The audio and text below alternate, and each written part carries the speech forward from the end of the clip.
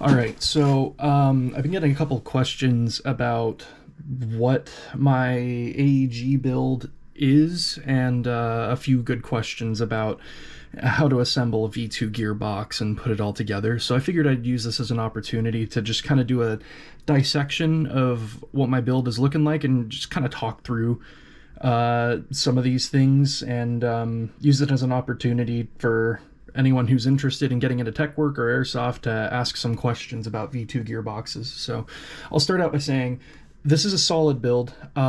It's not the most amazing thing in the world. I put decent parts in it to make sure it runs well. I've had this gun since 2020, and it is currently 2025. So I've broken it a good couple of times, and every time something is broken, I've ended up replacing parts in it, and I've had to do a lot of troubleshooting. So I used to pay other techs for work, and then it got to a point where it was just getting so consistently broken and expensive that it was better just to get my own tools and figure out how to do it myself.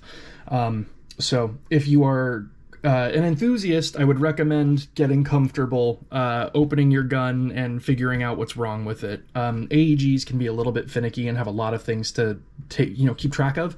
But if you're running like, for instance, a GBBR, knowing how to take the thing apart and maintain it is almost essential. So we'll go ahead and work through what I've got going here. So this is my build. You've seen it in some of the videos I've put together. Externally, I mean, all the attachments I have on this are pretty much just the stuff that I use in terms of practicality, and then over here in terms of drip. But you start, of course, by taking your the upper receiver apart from the lower, and you'll see if you look in here, there is your barrel and hop-up assembly, which I use Max parts. I know a lot of people say that they're overrated and they're expensive, but they seem to be working well for me, and I like to match my compression and hop components. I just think it's a good practice. You don't have to do it. Not every build requires it, but I don't know, I'd say 8 times out of 10 you'll run into less issues if you match those parts. You also notice I put some electrical tape over this pin in the receiver. That's because it's the stock pin I've had for 5 years after taking this thing apart, and either the pin or the receiver itself has kind of worn down and it doesn't retain very well on its own. So I've had issues with this thing falling out mid-game. So I tape it up every time I'm done doing tech work on this to make sure it doesn't fall out. So first and foremost, you're going to have to remove your stock. And in the case of this stock, see, I have this routed around inside of it. So I've got to disconnect everything before taking it all apart here. But this is a PTS EPS stock. I like them because they just have chunky battery space. Sorry, I'm not used to doing this with camera here, so this is a little awkward. The angles are a little funky, but you disassemble the stock. This is a blue link for my Gate Titan. Not every build will have or need one of those, but I've got one of the original, first or Gate Titan ones for the V2 gearbox. Next up, you'll go ahead and start looking to remove the buffer tube here, which I find you benefit from having a castle nut tool so you can torque this thing off. It's not, it's not required, but it certainly behooves you to have one. I find them particularly helpful, and while not required, it's a good tool to have. Generally speaking, as long as you got a good screwdriver and a good set of different bits, you should be good to go. You can call me a novice shill if you'd like. I don't really care, but they make pretty much all of the essential products that I use. And that includes this toolkit, and I absolutely love this thing. It comes with everything that I could possibly need, and if you're looking for good tools, there you go. All right, sorry about that. I got a phone call. We were talking about tools. As long as you got a good set of screws, or a screwdriver with some good bits and a castle nut tool, you can pretty much do most of the tech work that's really required, so long as your parts don't need any special fitment or anything. But next in disassembly is removing the mock buffer tube, which I use a extender here with just a regular Phillips head bit. I don't know if you're going to be able to see it all that well, but essentially we're going to try and get it all the way in there. Let's see if I can get a shot of this with the flashlight. Let's see. Yeah, no, not quite. Well, anyway,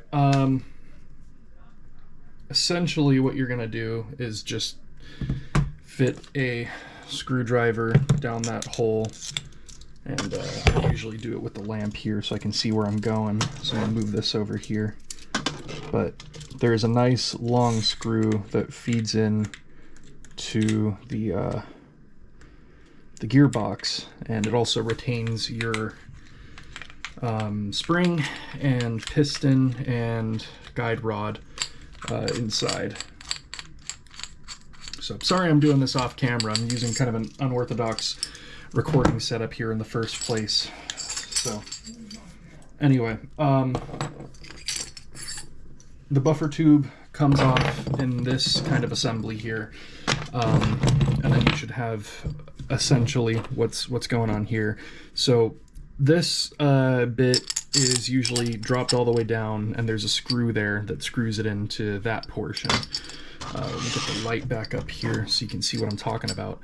But and then this is your sling plate, pardon me, which you could normally mount a sling onto, but also serves to cover up this hole right here where the wire is coming out of. So we'll go ahead and set this off to the side since we're not going to be needing to use that for the rest of this.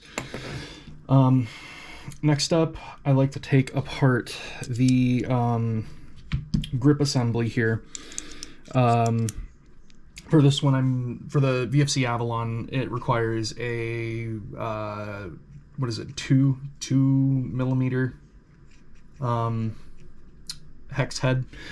So I go ahead and literally just unscrew it from the bottom here, and I have had to replace a good amount of these screws over time. They've ended up, you know, stripping or getting misplaced or something. So generally speaking, a screw that looks like it'll fit will probably fit. Just give it a try, see how it fits in there, and make sure it doesn't strip. So we pop the base plate off here, and you'll see I've put some white markings on it to make sure that my motor height is adjusted correctly in case it comes out of place in the middle of the game. You don't have to do that. That's just something I do for my own sake. Let's angle this upwards slightly. There you go. Perfect. So we go ahead and pop these wires out of place and slide out my motor. So here we have a Warhead 30K black brushless motor. You can see from the reflection off of the gear there is a thin layer of grease, and it's also worn just a little bit. It's not, you know, dangerous wear or anything. It's just regular use. You're gonna get metal shavings and everything as it's all, you know, rubbing up against each other. So with the grip out, next is the don't know if you can really see it in there, but there are 2 screws at the bottom of this. You can just get with a regular Phillips head screwdriver. So I use the extension again just to torque it on out. And it's 1 screw. And my cable is in the way here, so I gotta move that out and then get to screwing. There you go.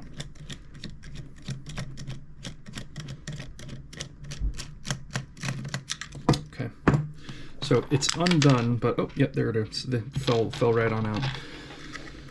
So I go ahead and usually push the wires in to get them loose, and you can see maybe just barely that there is a hole there that the wires are fed through. Well, two different holes, one on the left and one on the right. So you just go ahead and unfeed them, and that's your motor grip disassembled and taken off. All right. Now we have, this cable's getting caught on everything. We have the lower receiver with what needs to be removed, the fire selector, this pin, my mag release, and this mock bolt catch, which I've actually disabled because I found the plate a little bit finicky. And you'll see that that's something that's kind of shared between a bunch of different types of AEGs. It's not really a VFC Avalon problem. The only gun that I found that kind of circumvents it is the Novrich SSR4 Mark II, where they don't even use like a latch, they just use magnets, and that seems to work just fine. So anyway, 2.5 millimeter hex. This part's important. You're gonna pay attention here. You remove this screw and you'll see that there's a ball bearing keeping this in place. Now, not every gearbox is going to require you to remove the fire selector, but on this one, I think it's due to it being an ambidextrous selector. There's a part on the other side that also allows you to move it. You actually have to disassemble the whole thing in order to pop the gearbox out. But go ahead and remove those. While we're flipped over onto this side, I'll go ahead and remove the mag catch, or mag release, button, switch, lever, whatever you want to call it. We're not too keen on the terminology here. We just know how the things come apart. There should usually be a spring in there too. This one is an ambidextrous mag release, so there's a part on the other side that also falls out right here. Okay, so this one is the pin that always pops out in the middle of the game, so I had to duct tape it. So you literally just, you're going to take a pin or a punch of some kind and just push it through. And you'll see that one side has knurling and the other side is flat. You don't want to push the knurling side through the entire gearbox. You want to make sure you're pushing it out of the side that it's closest to. Otherwise, you're damaging all the metal, and it's going to be significantly more difficult. So you should have a lot of problems pushing it out the wrong way. So generally speaking, if you're having an issue pushing it out, try the other direction. Then we have the bolt release here. Push that pin out, set it aside, and then there's a tiny little latch right here you have to push down to pull out. So you push it down on that side, and then it slips right out. There you go. Okay, this last one, this is an aftermarket replacement pin. One of my pins fell out for this thing. So this one, I believe, belongs to a Crytac. So I just ordered it online, found a new screw, and put it in here, and found that it holds nicely. And there you go. Just like that, it's popping right out. And that's the last pin, but we'll need to push it through over here too. It comes in two parts, the screw so it doesn't come out, and then the pin itself. Okay, now with that, there shouldn't be anything else keeping this gearbox in, so we can go ahead and just wiggle it out. You'll notice that the gears are going to start falling out here. That's for the ambidextrous slide release, or I'm sorry, fire selector. And we will no longer be needing that lower receiver, so we can just set that aside. So there should be 4 gears for an Avalon, 2 on each side. You'll notice these 2 are identical. Those can be switched back and forth, and those are the ones that connect on this side, on both sides of the gun. There's also this pin, which is what allows you to actually change it on both sides. It connects the left from the right, and then there's the gear that actually connects to the selector switch itself. So we'll go ahead and remove those, pull them aside. The 4th one here is sometimes a little bit finicky. You usually have to like twist it to kind of get it out. You gotta bend it upwards and pull it. I was lucky, just popped right out this time.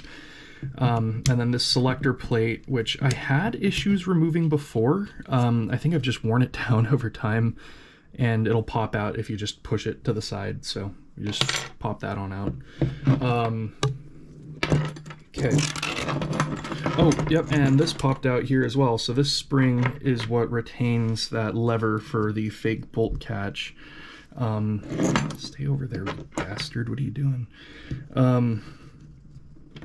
So normally this feeds in to right here, and it keeps it under tension so it can keep the actual button on the other side of the receiver in place. But you know, it'll just pop right out if there isn't anything keeping it in place. So don't lose that, set it aside, or else your gun will clickety clack all the time. It's kind of annoying, but not really a problem. Okay, before I move on, this is a quick spring exchange system. It's kind of a little bit of a lie in saying so, because as you can see, the back of the receiver here, there isn't any space to quickly exchange the spring. So you have to take the whole gun apart to this point in order to get to this spring exchange. But you can use a tool. I just use a thumb. You push it in like maybe a quarter of an inch and twist it and pop it right out. There you go. So this is an M115 spring. This is the stock spring guide. And then right here I have a spring adjuster washer, also from Novrich. Again, call me a shill. But now we're in a good position to start taking the actual gearbox apart. So again, you'll just need a Phillips head. You'll notice one of these screws isn't like the others. The silver one right here is a replacement. I ended up stripping one of these screws, and a good portion of these are hanging on by a freaking thread, honestly. So if your screws strip, you'll probably have to drill them out and take it apart and replace them with new ones. But to get started, I'm actually going to do this one, because this one is a pain in the ass if it slips. There you go. Perfect. I'm just going to go ahead and... There you go.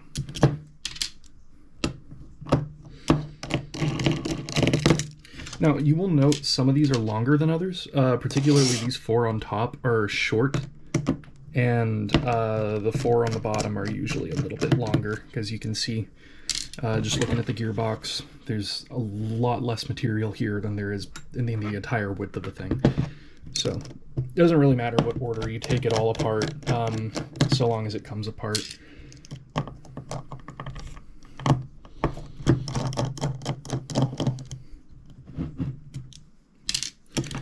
I will note this video does not have a script. I'm pulling all this dialogue out of my head on the spot here. So it's if there isn't really much structure. Oh damn! Please don't be stripped.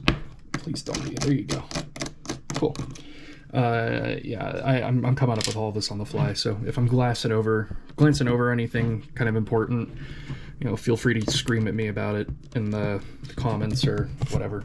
But the intention of this video is just kind of to give a little bit of an overview of what some things are, and I'll talk you through some of the changes that I've made once we start getting into it. Okay, so with all the screws removed, the gearbox should pretty much come apart freely. There may be some parts that'll pop out or come out of place. It's perfectly normal.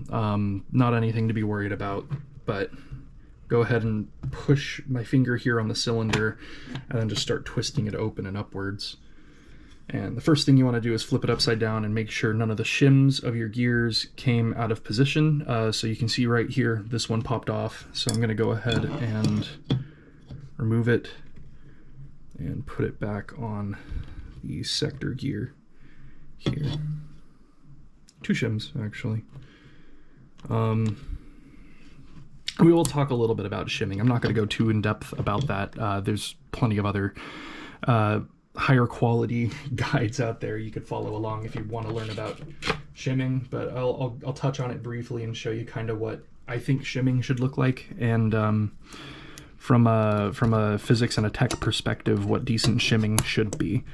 So anyway, what I did right there, I held down the tappet plate and I removed the tappet plate spring.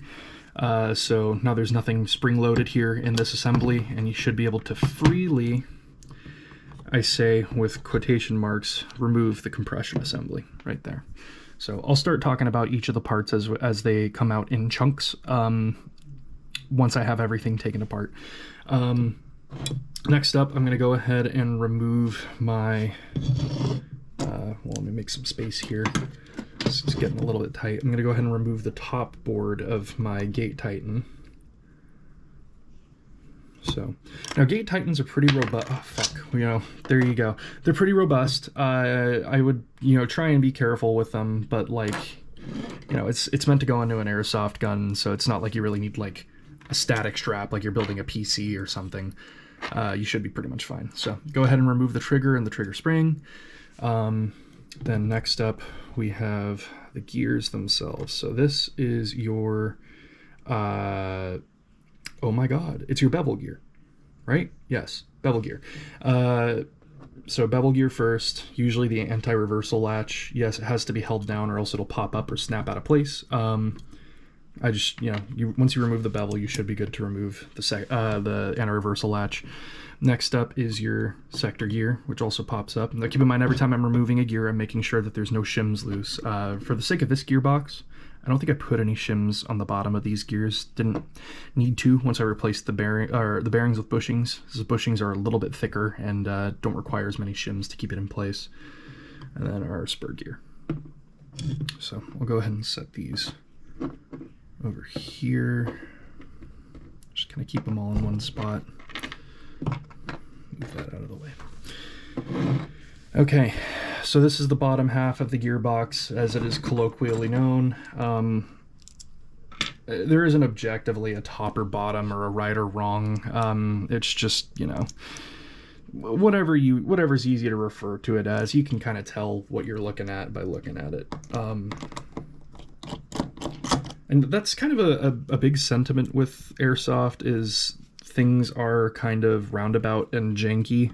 They don't really need to be perfectly standardized, though it would certainly benefit us if they were more standardized. You'll see I'm paying a lot of attention here to this little screw, because if you flip the metal with the plastic, then you can possibly short out your ETU. You don't want to do that, because that's another like $120 to replace it. So here is the bottom board of the ETU, and this is where all the electronic wires are connected and attached to. So we'll go ahead and put that over here for now. All right, so now we have essentially a naked gearbox shell on two sides. I say naked in quotations. Technically you could pop out the bushings. Some of these are sitting in here pretty tight, and others are popping out kind of loosely on their own, so I'm not going to really stress myself out about trying to remove them. You're welcome to. If you want to replace them, it's really simple. Well, about two of them, there you go, speak of the devil. Two of them just popped out on their own, and then if you wanted to remove them, you could just line it up with the hole and push it in. There you go. 3 bushings removed. Now, for the sake of this gearbox, I haven't really had to do a ton of modification for it outside of what was required to install the Gate Titan, which I actually did not do. I brought this over to a tech at Tactical Airsoft Arena, now Take One Airsoft, and they installed the ETU for me and everything. They did the shimming initially, and it worked really well up until the gearbox broke again, and that's just that's the natural order of things. If you're using your shit and you're treating it with love, it'll break eventually. That's just how it's gonna go. It's not that you're a bad user, it's just you should be familiar with how to troubleshoot and fix those things. So now looking here, I haven't taken this to the field since I've installed new gears and a new motor in it. You can see there's a little bit of damage on the bottom of this shell because I blew 2 bearings last time I was at the field. So you can see the old gear tore a good chunk into the shell here, and there's also some good scraping and stuff left over. Now this is some wear from the metal, just regular wear and tear as you're breaking your gears in. That's normal. Don't gotta worry about that.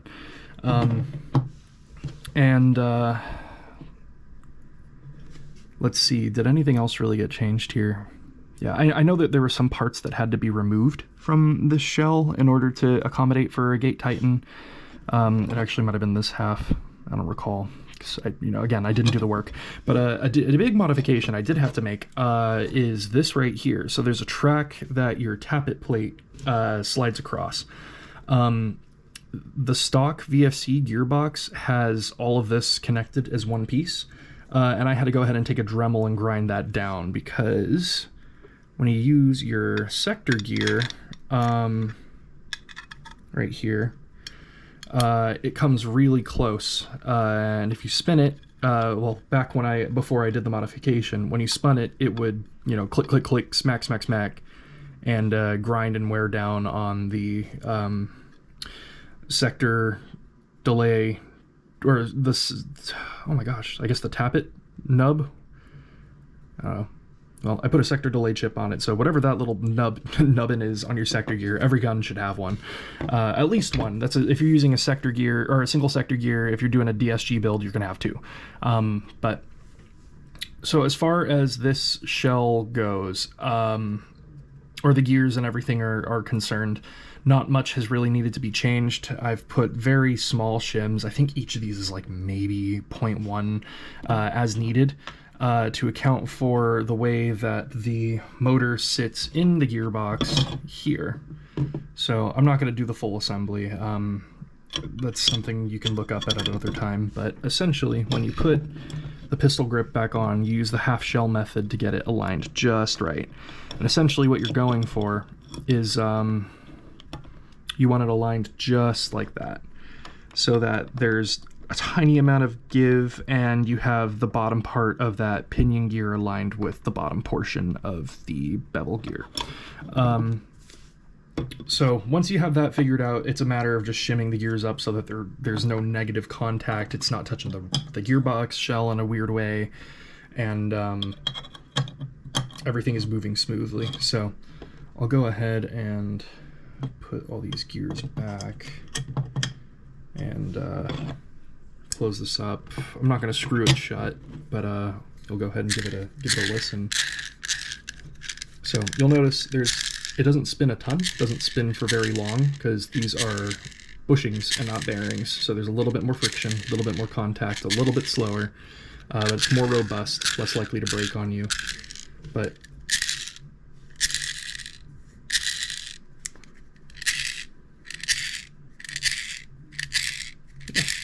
it sounds decent. There isn't a ton of wear or anything, and these are also relatively new gears too, so they need to be broken in with a proper field day. But now if you start pushing on these gears, you want to give it, you'll notice there will be just a tiny bit of play up and down. So like this one you can see decently well. If I push on it, there's just the tiniest amount of play, maybe 0.1 millimeters. Same here. That's the idea. That's kind of what you're going for shimming. So if there is just that little bit of wiggle room, you should be pretty much good. The only one that is kind of tight here is my sector gear.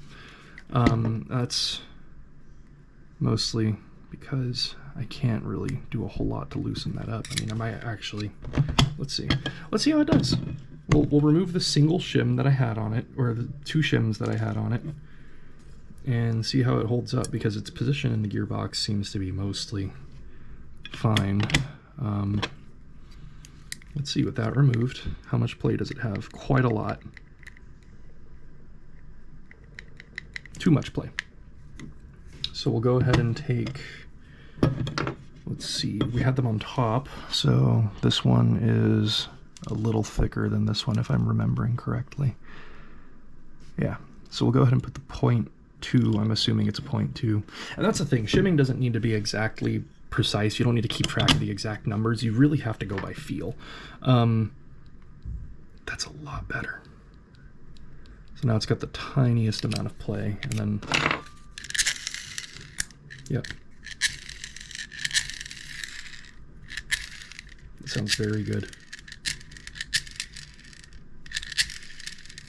It's spinning a lot more freely. So pretty much, yeah, all you want to be hearing when you spin it is just the meshing of gears. There may be a little bit of other noise depending on when you twist it at a certain angle. It should change, just be pitch, but you shouldn't hear like anything smacking on anything else, for instance. Okay. So that is shimming touched on. going to go ahead and set this shim aside because I'm not using it, and I'll put it with my shims once I'm done recording here. Take my bushing, put it back, and remove the gears because we are all done talking about that. We'll talk about how they interact with the piston and everything in a little while, but I want to talk about the compression system next. So we'll set this aside. So this is your compression system. When it's sitting in your gearbox, normally the tappet plate pulls the nozzle all the way forward, but it's a couple of different parts. So you have your nozzle with your tappet plate, you have your cylinder head, you have your cylinder, and then you have your piston head, and usually that's all there is to it.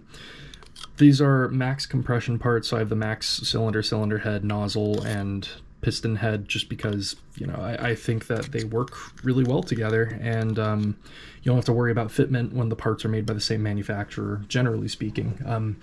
And I know people trash on Max quite a bit because they're, you know, oh, it's overpriced and they have some QC issues. In my experience, it's been fine. And, you know, I'm okay having to buy another part if it breaks. Like, it's all right. My budget isn't super tight. So what you're going to be checking here is essentially the air seal of the O-rings against the cylinder. So you can go ahead and just place your finger on it and give it a good push, and you'll see it should be decently hard to move. And if you got perfect air seal, you shouldn't be able to move it past a certain point at all. It might be a little different on the pull out. So pushing it in is fine, but pulling it out, you can pull it out easily. So if you got that working nicely, that means that the air seal here, here, and here with your piston is very good.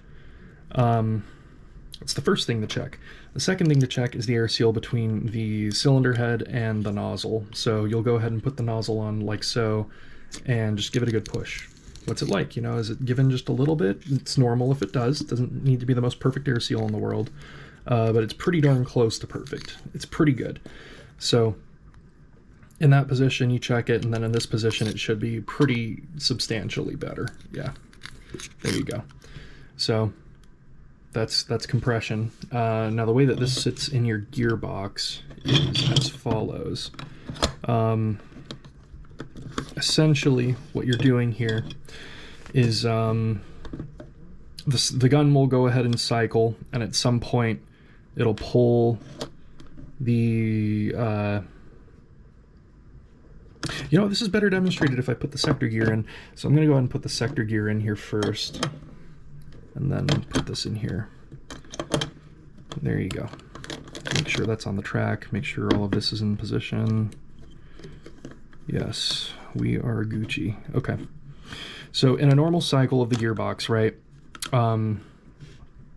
usually this tappet plate is all the way forward.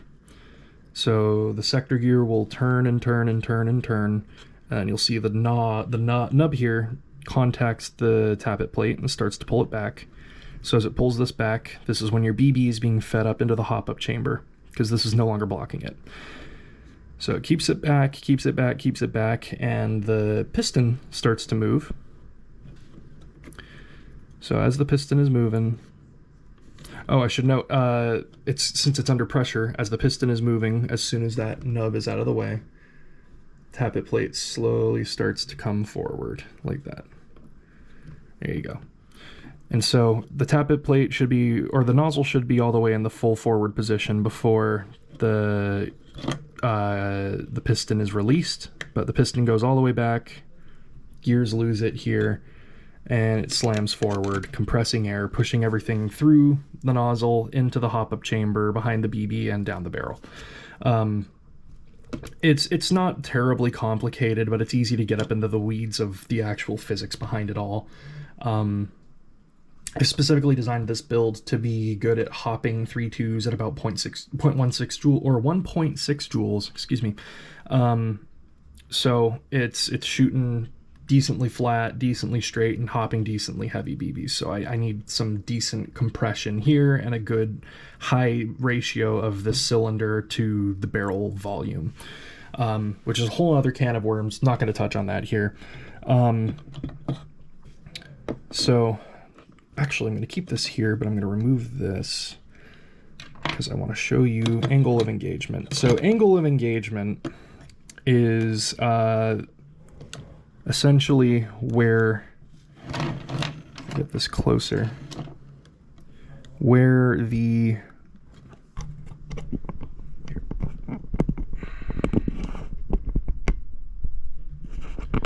your angle of engagement is where your sector gear contacts your piston. So there's a little bit of an angle here for where it touches, and that's, you essentially want to make sure that this flat side, the flat end of this tooth, is touching the flat end of that tooth.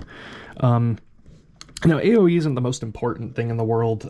Depending on your build, you may not even need to correct it. In most cases, I would say you don't need to correct it at all, even if it is slightly off, just because from a physics perspective, it does have a positive effect on the gearbox and the efficiency of the build, sure, but it's marginal. You're not really going to notice it over time. What you will notice, however, is if your first tooth, which I'll pull this out and show you what I'm talking about. If your first tooth is too tall, you'll be contacting the first tooth instead of the pickup tooth here. So in some cases, you'll need to go ahead and do what I did here and shave it down with a Dremel, just to make sure that it's contacting this and not that. With that, there you go.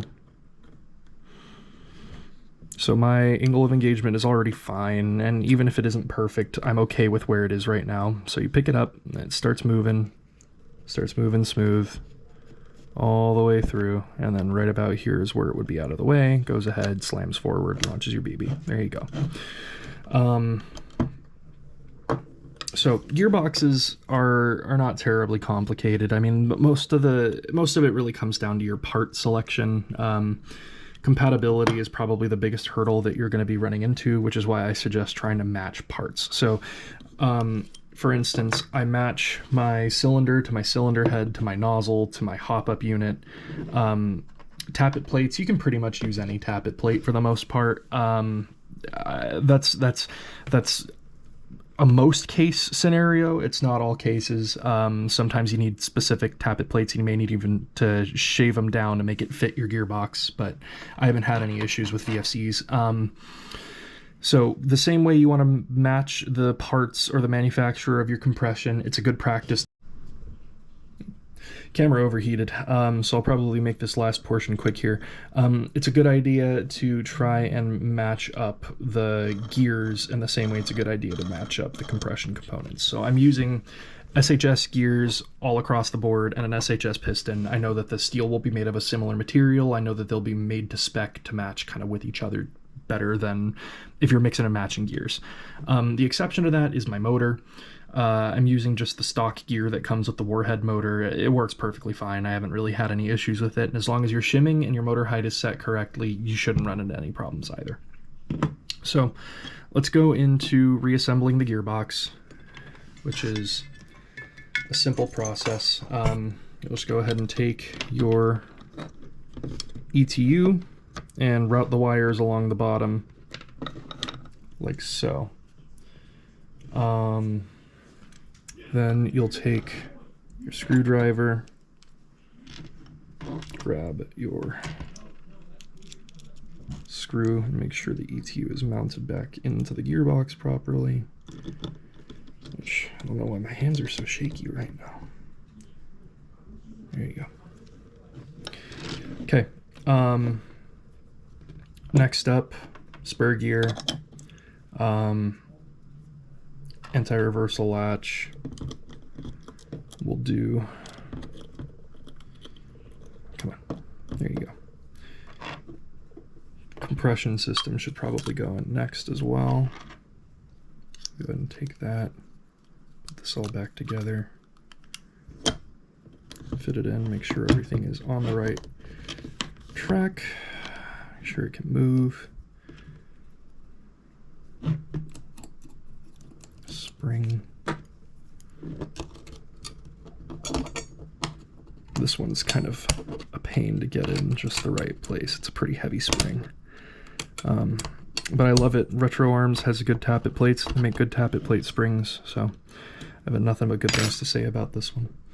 I did this kind of backwards. You're supposed to put the sector gear in before the tappet plate, but if you know where it fits, you shouldn't really have much of an issue. There you go. See, fits right in. Okay, trigger assembly. Most cases it's just a trigger and a spring, especially if you're using like an ETU like. Alright, sorry about that again. GoPro overheated once more, so I popped in a new battery. It's the problem with shooting in 4K. The camera will overheat pretty easily. But you'll have the spring on the trigger, and I find that putting it in like that and trying to keep it under pressure gets it in nicely and keeps it from popping out. So I like to push this down here too, just to make sure it's not going anywhere. Then you put the top board back on the ETU. You want to line up the prongs and just push it right in. Should go in without any fuss. And then the last bit is your bevel gear. I always forget the name of this thing. So you're just gonna go ahead and push your ARL down. I just pinch and twist it and pop it into place. There you go. So with that, the gearbox should be safe and ready to assemble. All the wires should be out of the way. You want to make sure those wires here, here, and here are all in their grooves and in the correct position. Not all gearboxes will be easy to open and close. This one's pretty simple. Like once everything's in place, it doesn't usually move. But you'll sometimes have to finagle things. So in the case of this gearbox right now, it's fighting me to get everything closed, but you just got to kind of wiggle it, get it into place, and there you go. Now it's good to go. So we'll go ahead and start screwing all the retention screws back into place before we install the spring. That's a big thing. You want to make sure the spring is removed before you open it and removed when you're closing it, unless it doesn't have a quick spring exchange, in which case you're kind of SOL. You just have to hope it doesn't explode on you. So go ahead and tighten that down. There you go. Go ahead and do opposite corner.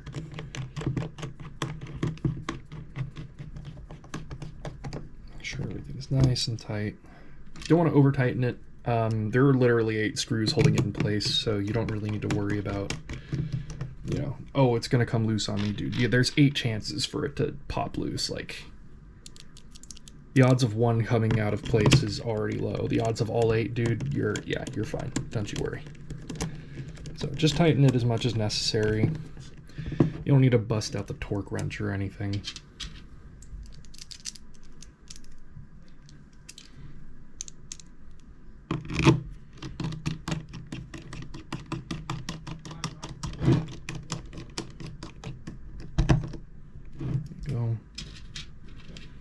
Yeah, this one's probably going to need to be replaced sometime soon. That one is, oh my lord, it is almost entirely stripped, but I won't need to be opening this gearbox for a little while, most likely.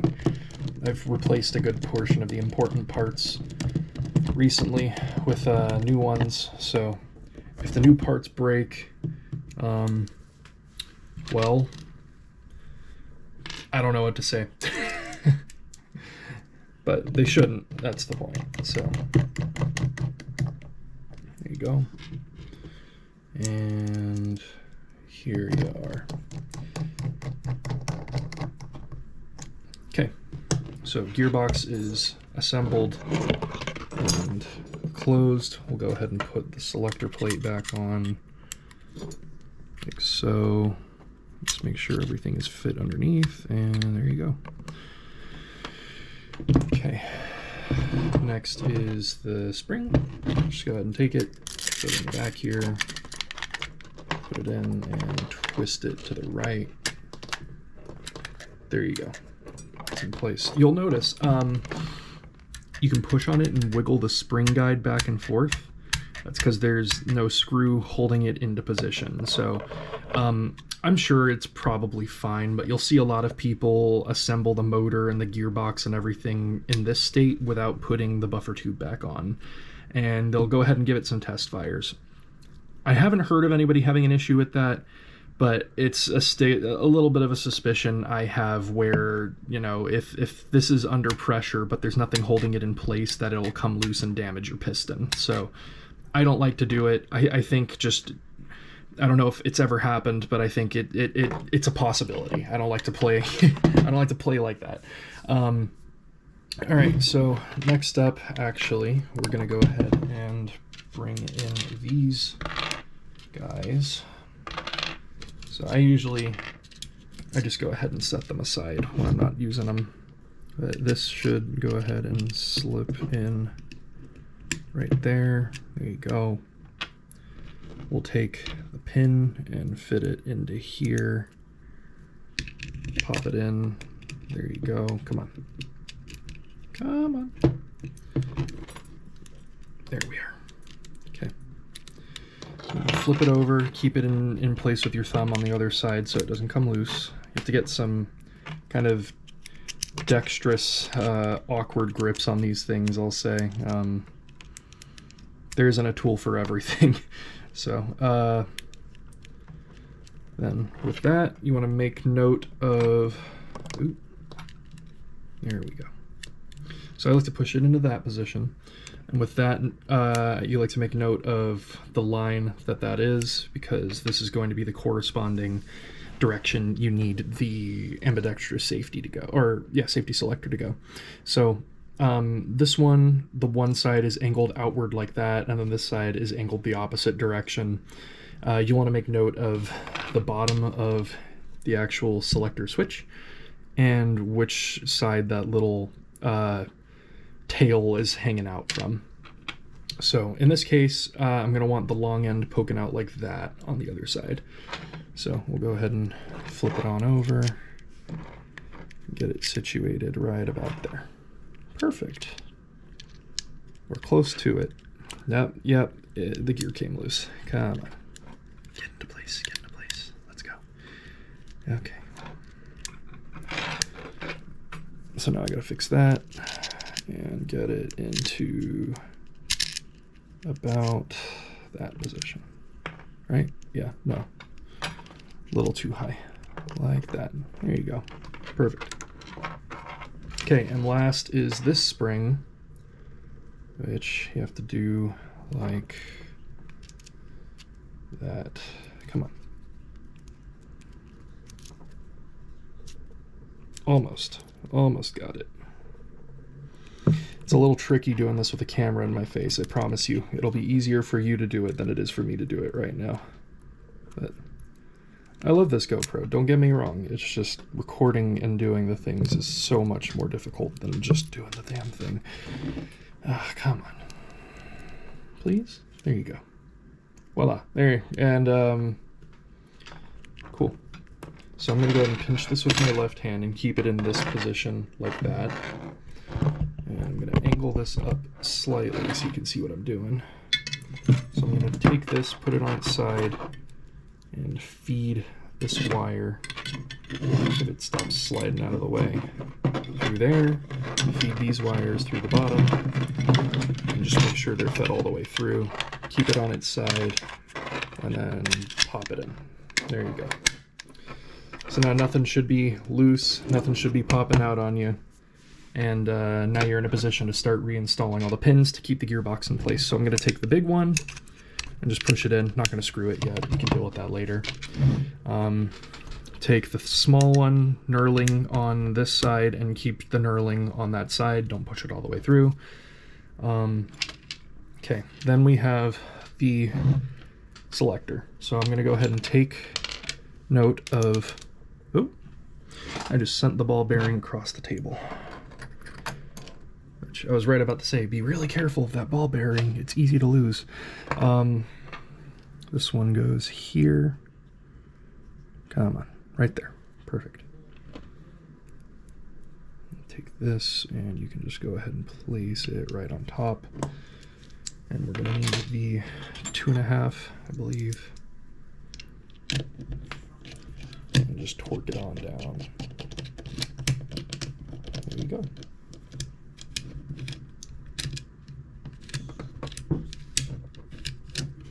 Cool. We'll flip it to the other side. This one does not have a ball bearing, so you can just drop it in, screw on, and torque it down. There you go. Good to go. Okay. Next, I'll go ahead and install the bolt catch, or the mock bolt catch lever. You'll go ahead and repeat kind of what we did early on. We're going to push this down with our finger and slide it in. So push it down, slide it into place, and then, yeah, should be spring loaded. That's how you know you did it right. Put the pin back in, and this pin self-retains pretty well. I haven't had any issues with it, so I don't really worry about that one. We'll do the mag release, so we'll push that in, and flip it to the other side on a flat surface.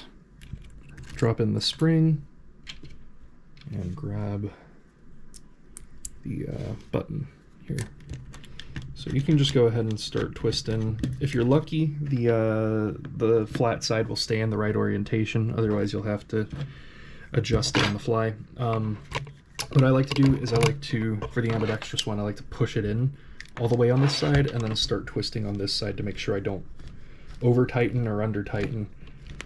And then it gets to a point where it stops moving, you know you're good. There you go. So that should be about right. Go ahead and take the retaining screw, put that in, and there you go. Okay.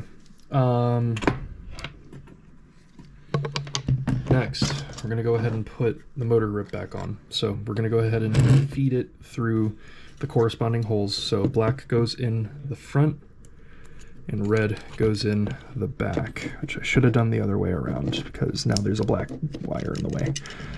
But once you get it fed, there you go.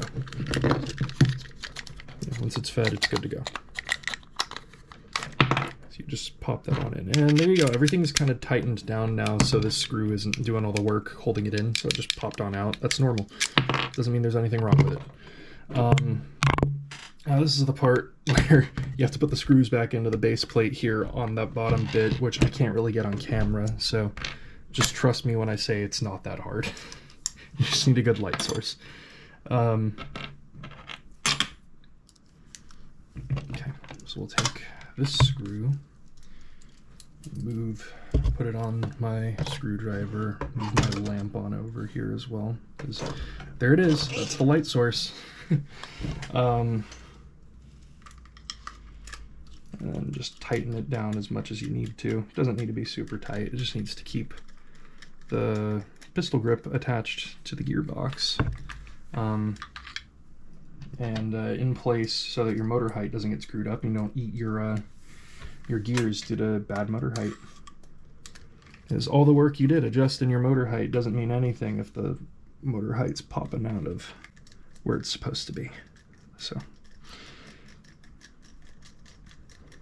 all right, with that tightened on down, this is the fun part. So we're gonna go ahead and take the motor, get that out of the way, and we need to get the motor in here and wired up.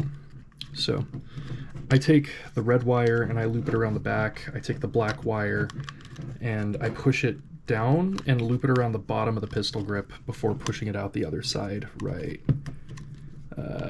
there, if it wants to work with me. So it should look kind of like that. But yeah, you can safely bend these wires, just push them in, keep them in place, and then once they're in position, red is positive, black is negative. Just slide the motor in, there you go. So we'll go ahead and wire red, put that on its motor contact, and then we'll wire black, put that on its motor contact. Now the reason we do this in this particular order and in this particular style is because if you look at the bottom, That's the way that it is designed to be done. So the cable routes along this groove here and out the side. So you're not pinching any of your wires when you put it in like that. So I get into the habit of doing this, but like it may be different for your AEG. So make sure you're doing this the right way, or otherwise you risk pinching and damaging your motor wires. Okay. For this one, we need the 2mm and 2 more screws. These 2.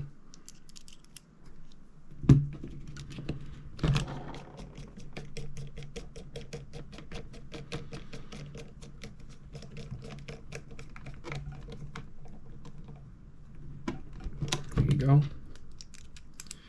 Now I replaced them with these extra long ones just to really make sure they don't come out of place in the middle of a game.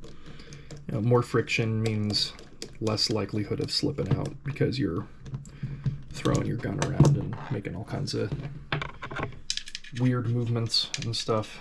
So we'll go ahead and put the large pin back in the rear receiver pin. There you go. So now it's a lot tighter since we've torqued that motor down into position. So we'll go ahead and grab the 3mm. I believe that's it. Nope, that's 2.5. Grab the 3. There you go. Just tighten that down. Make sure it's not going anywhere.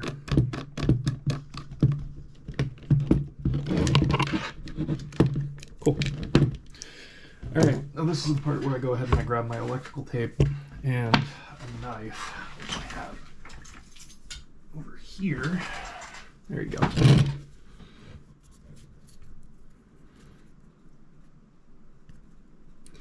And, you know, this is something that you'll just have to get used to. A lot of fixes in airsoft aren't the most pretty thing in the world. They're roundabout, they're jerry-rigged, they're janky, but they work, and that's what matters. So you just take that, there, cut it loose, and place it over the pin. There you go. That pin's not going anywhere. Do it to the other side. Go ahead and repeat.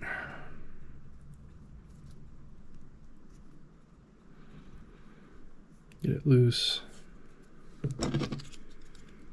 It doesn't need to be a big piece of material either. It's a tiny cut. Tiny little square. And there you go. So that pin's not going anywhere. Perfect. Okay, now we're going to go ahead and put the buffer tube back on. So we'll go ahead and route the wire through the tube from one end and out the other. With it routed back through, we'll go ahead and take this screw assembly here and put it through. Just let it drop all the way down pretty much. There you go. Cool, now you're good. And then align the screw with its hole and the, oh, well actually I forgot a pretty important part here. That's the thing, no tech is perfect, you know, you'll make mistakes here and there, and sometimes you'll catch them, sometimes you won't. Sometimes you'll assemble the whole thing and realize you left the main spring outside of the gearbox, you know, it happens. We'll get that back in. Push that through. The spring back inside. Let it fall all the way down. And there you go. Then push it into place there. And then screw it back down, which I will not be able to do on camera. So I'm going to do this off screen, and you'll just trust me, bro. Just trust me. I got you. Okay.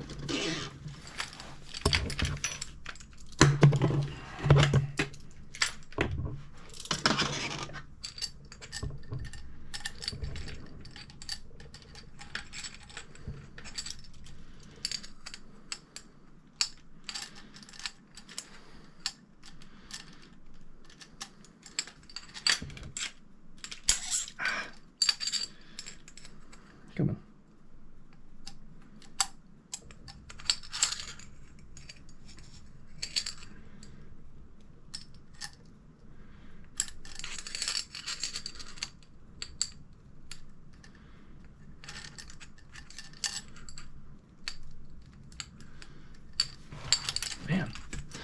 phone's not cooperating with me today.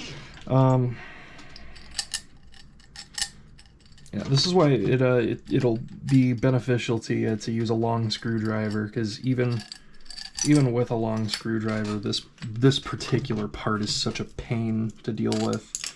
You have to try and feed a screw, which, again, I'll mention Novrich here.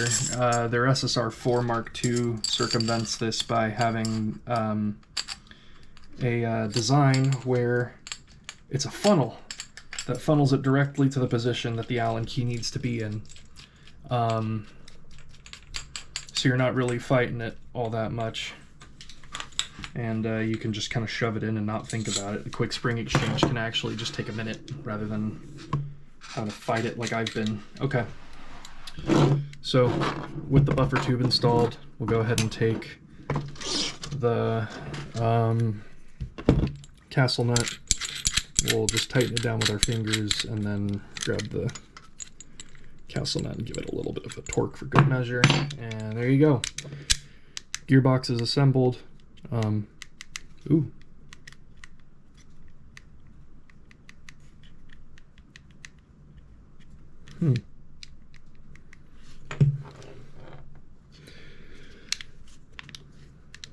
There you go. That's better.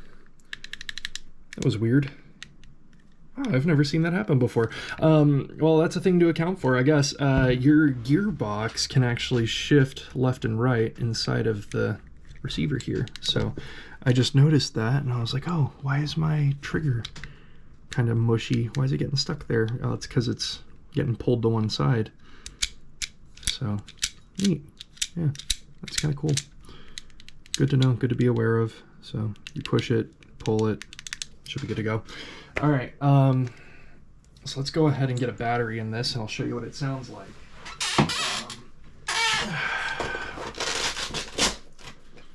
I'll grab this this big ass chunky 11.1 volt.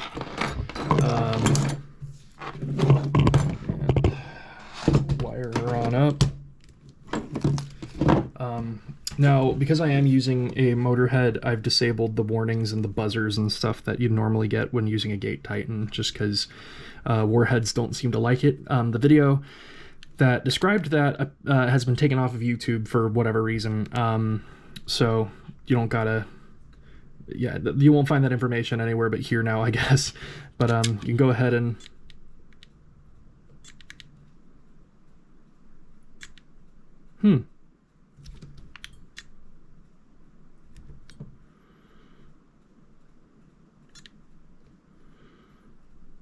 Now that's odd. Is the polarity swapped? Possibly. Did I do it backwards?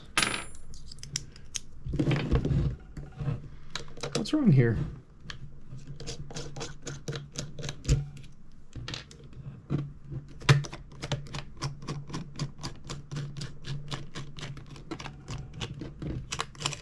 Because it's doing stuff. Yeah, I did it backwards.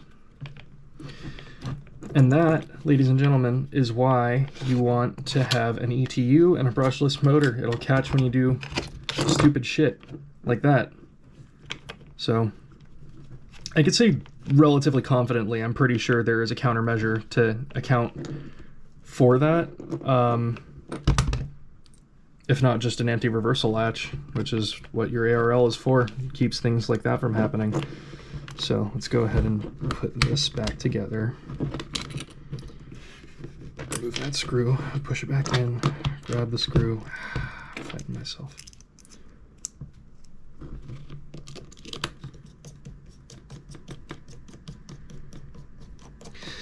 And see, this is why it's important to double check your work. You know, you can't always be so confident that you're doing everything perfectly. I've been doing this for a little while here. I'm not tooting my own horn. I don't think I'm the most intelligent person in the world, but I've got a bit of a, I got a good handle on mechanics and engineering. I mean, I'm working on my degree in computer science right now, and I have a background in building computers and doing some engineering and shit. So even still, it's possible to make mistakes. All right, so let's go ahead and check. Oh, that's with pre-cocking. Super, super snappy.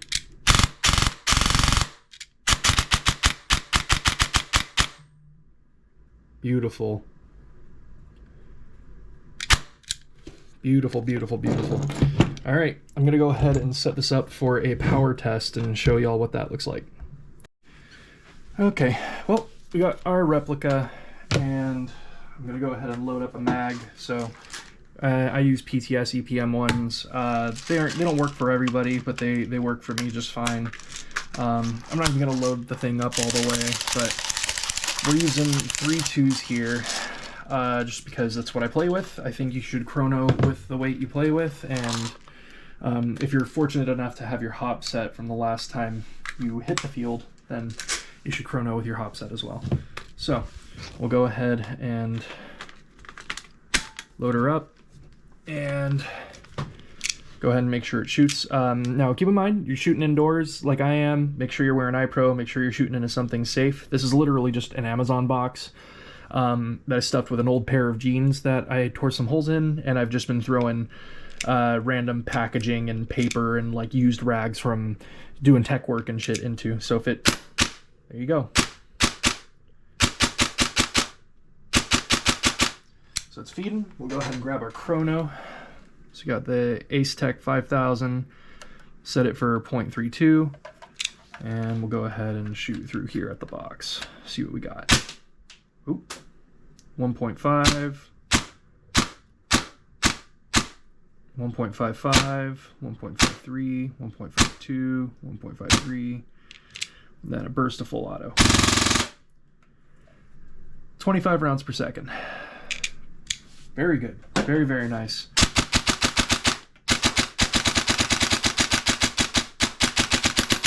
There you go. Cool. And that's the build. I mean, that's what I got going.